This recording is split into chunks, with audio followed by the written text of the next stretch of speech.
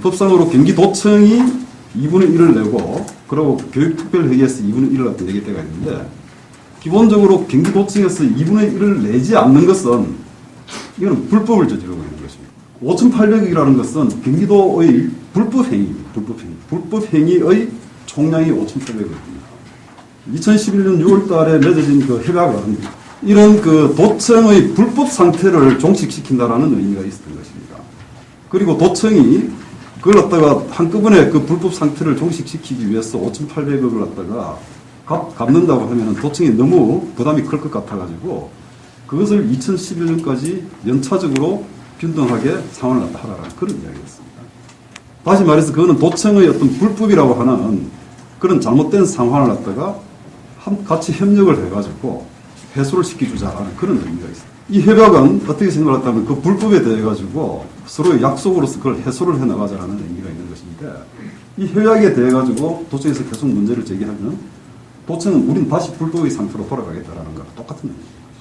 문제는 공직자의 준법 정신과 재정 운영 능력입니다. 재정을 다루는 공직자는 법을 지키려는 의지와 책임감이 있어야 합니다.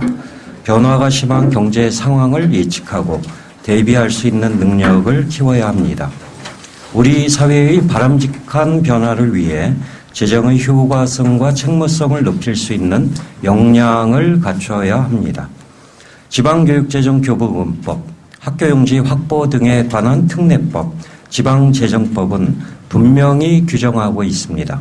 지방교육세 전액, 도세의 5%, 학교용지 경비의 50%는 도청이 교육청으로 전출해야 하는 법적 의무입니다. 최우선적으로 편성하고 집행해야 하는 경직성 예산입니다. 경기도 학생 190만 명을 위한 교육 재정입니다. 학생 190만 명도 경기도민이며 경기도민의 자녀입니다. 작년에 도청은 학교용지 분담금 721억 원을 법에 따라 교육청으로 보냈어야 합니다. 도청 재정의 0.46%입니다. 예측 능력 부족으로 세입 부족 0.46%가 발생했을 때는 법정 필수 경비가 아니라 순위가 낮은 재량 예산을 조정했어야 마땅합니다.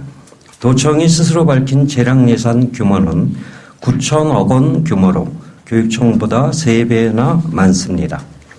경기도교육청, 도청, 시, 군과 중앙정부의 재정 여건이 모두 어렵습니다. 공직자들이 해야 할 일은 어려운 여건에서도 법을 지키고 합리적으로 재정을 운영하기 위하여 노력하는 것입니다.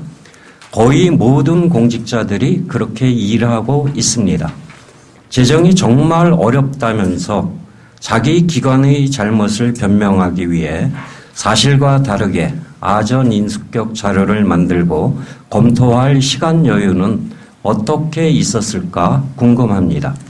공직자라면 자기 기관에게 불리한 경우라도 국민과 언론에 사실을 정확하게 알릴 의무가 있습니다. 경기도청이 사실에 근거하지 않은 내용으로 도민에게 혼란을 줄 우려가 있는 보도자료를 배포한 것에 대해 유감을 표명합니다. 경기도청의 공직자들도 소모적 행동을 중지하고 다른 기관처럼 공직자로서 본연의 업무에 충실하면서 준법 의지를 되새기고 재정 운영 능력의 함양을 위해 노력하기를 정중히 당부드립니다. 경기도는 도세의 5%, 지방교육세 전액을 전출해야 하고요. 학교용지 확보 등에 관한 특례법에 보면 시도 학교용지 경비는 시도의 일반회계, 즉 경기도청의 일반회계와 교육청 특별회계가 각각 절반씩 부담하도록 명기되어 있습니다. 학교를 짓는 건축비, 시설비, 운영비는 교육청이 100% 부담합니다.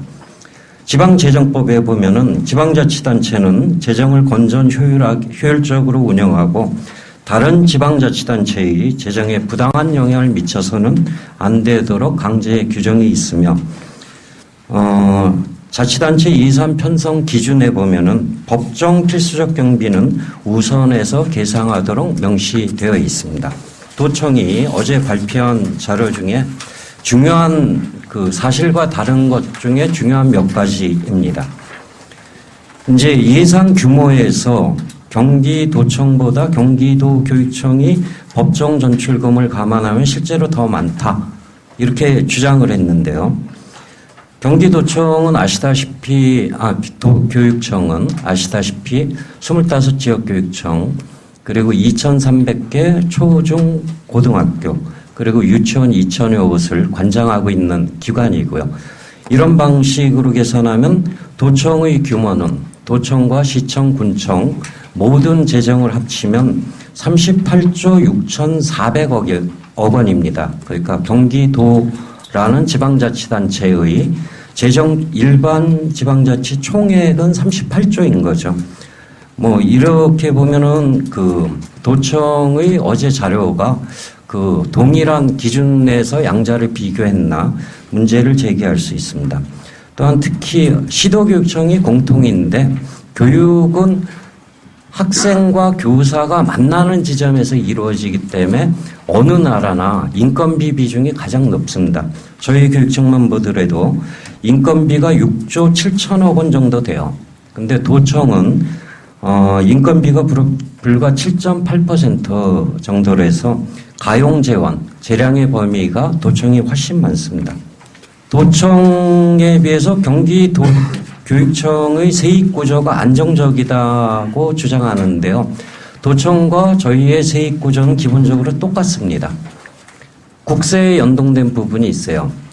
도교육청으로는 지방재정교부금, 도청으로는 지방보통교부세. 다 이것은 국세가 얼마나 거치냐에 따라서 증감이 결정됩니다.